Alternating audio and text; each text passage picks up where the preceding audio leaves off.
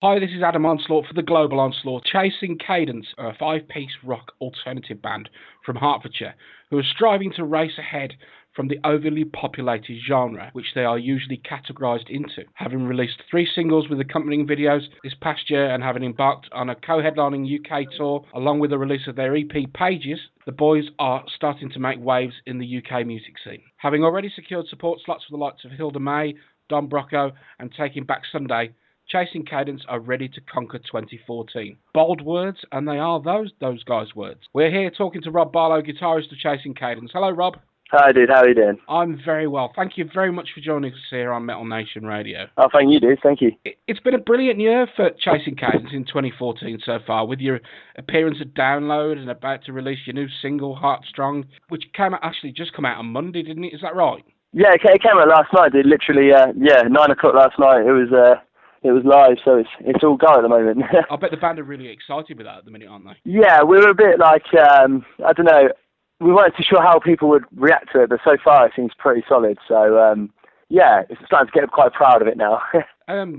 So, with all that sort of 2014 has brought for you so far, I mean, it like I said, it's been a huge year for you guys. You've kind of like been around for a little while, but then you've suddenly taken this huge leap. I mean, how do you feel about that so far?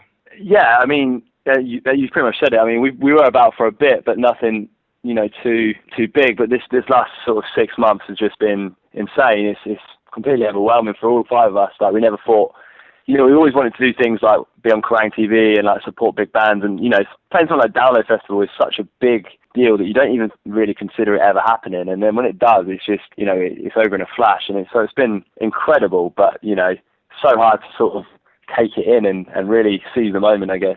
Yeah, that must have been quite a lot to take in all at once. I mean, what do you attribute to that sort of 6 months of madness? I mean, you've been around, like we said, for a little while, not a huge amount of time, and then suddenly it's like bang, gone. But I mean, what was the pivotal point of it all going sort of crazy? I think August last year, we got a phone call off Rob Damiani from Don Brocco, who's actually kind of quite good friends with our drummer Alf, and they were playing like a local Reading and Leeds warm-up show, yeah. And they just asked us to jump on the opening slot, which obviously we jumped at the chance to do. Playing a sold-out show with Don Brocco is just sort of, a massive like step in the right direction, and from there, it was, our name started to get about a bit, and people sort of started to take note a little bit more, I think. And around that time, I guess we progressively got better as a band anyway. Well, I'd like to think so, tighter live, and hopefully our songs are progressively getting better. And then, just one thing led to another, really. We got an Orange endorsement from Orange Amplifiers, which was wicked.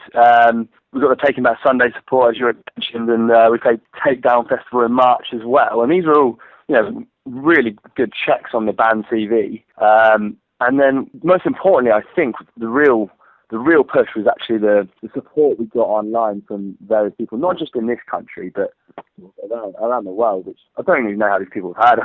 You know what I mean? In my head, I'm still 15 and playing in my shed, but... well, I guess I guess that's the beauty of social media, though. I mean, it has no boundaries. The world is open. Oh, that's it, dude. But you can't really anticipate it. It's just like, you've got people from Poland actually come play in Poland, and it's like, gee, I've never even been to Poland. You know what I mean?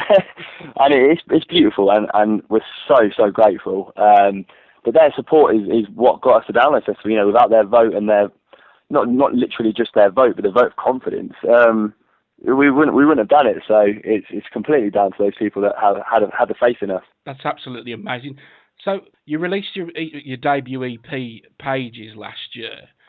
What else have you been up to since that point? Is there an album in the pipeline? Yeah, I mean, we've released a series of singles since Pages. So we released it as here it is, you can buy it, whatever. Yeah. And then at the same time released a single called Paper Sales. And then we released some sort of like unofficial videos. And then, as I said last night, we released the final single from the EP. With all this, everything that's going on in the live scene, it's been pretty hard to sit down and write. But yeah, we've been writing a few tracks. We've probably got 5 or 6 songs ready to go. We've not really any rush to get them recorded. I mean, yeah, we spoke about an album, but we're not too sure if it's financially viable at this point. So maybe we'll do another EP, or maybe we'll just stick to the singles because they seem to be going down pretty well. Yeah. And it's a little bit more affordable for us. Because we're an unsigned band, so everything comes out of our pocket, which, it's not a complaint whatsoever. I mean, we've done so well considering we're an unsigned band, so, but we've obviously got to be careful because we all work full time and have houses to pay for and stuff, so. At least the real world, isn't it? Yeah, that's the thing, man. It's almost like living a dual life sometimes. You're playing Barlow Festival and then you're customer support in the IT office is quite strange, but, an album has definitely been discussed. We are writing material, and, even more so as of late, so it's going in the right direction, but I think we've got to some extent go with the flow and just see what happens. Yeah, absolutely. I think you're absolutely right. I think it is a difficult situation for any unsigned band, I guess, because obviously you've all got to hold down full-time jobs and scheduled touring. You lose a lot of your holiday, and if you've got children, you got to think of those, the kids as well. It's a bit of a strange balance. Speaking of which, tell me a little bit about the background of you guys. Where do you guys all come from, and how did you meet? It's pretty long and complicated. It's sort of like basically myself and my singer met on.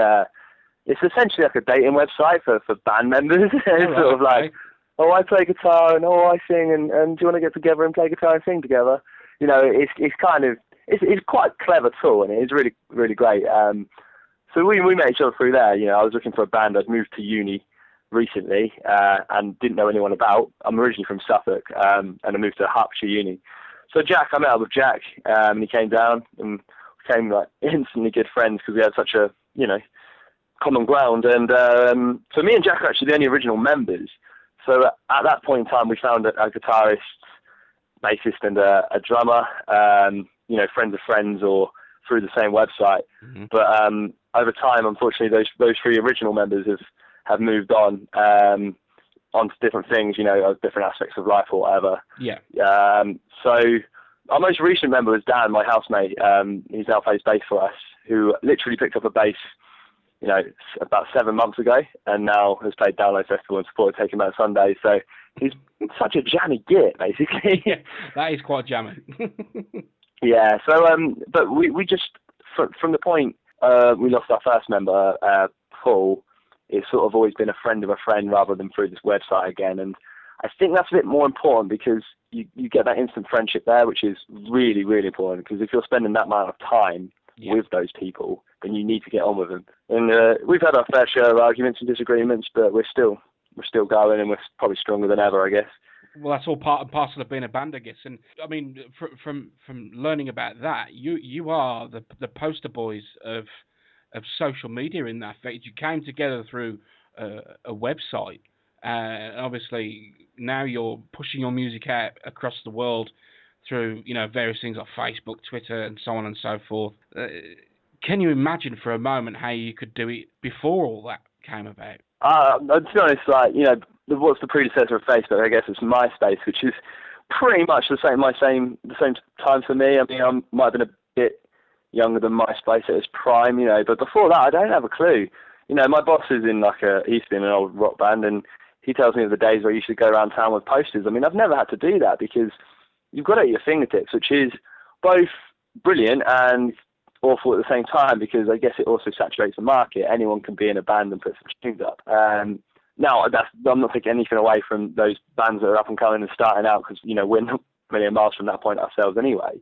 And good on anyone that wants to give it a crack. But it does mean there's a lot of people that in a lot of bands, and, not really much money to go around between them. So, yeah, it's a tricky one. It's definitely got its positives, but it's also got its negatives. Absolutely, it's a very concentrated market now, because obviously social media is all in one place.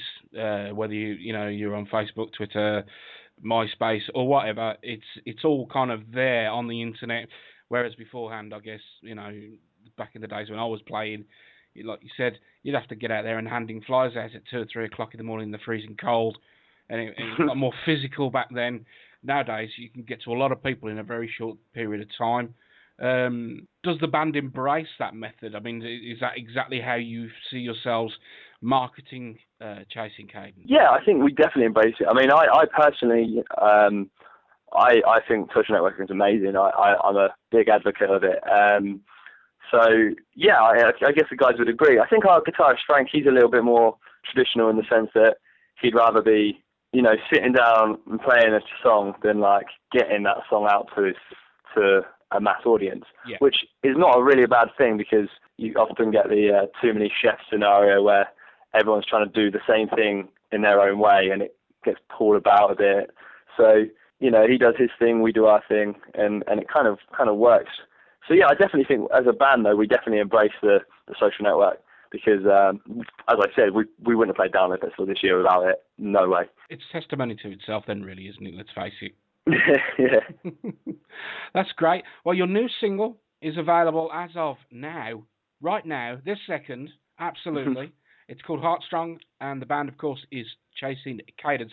Thank you very much for joining us here on Metal Nation Radio, Rob. It's been an absolute pleasure to meet you, and we do wish you the very best of luck in the future. Thank you, dude. That really means a lot. Cheers. Thank you very much.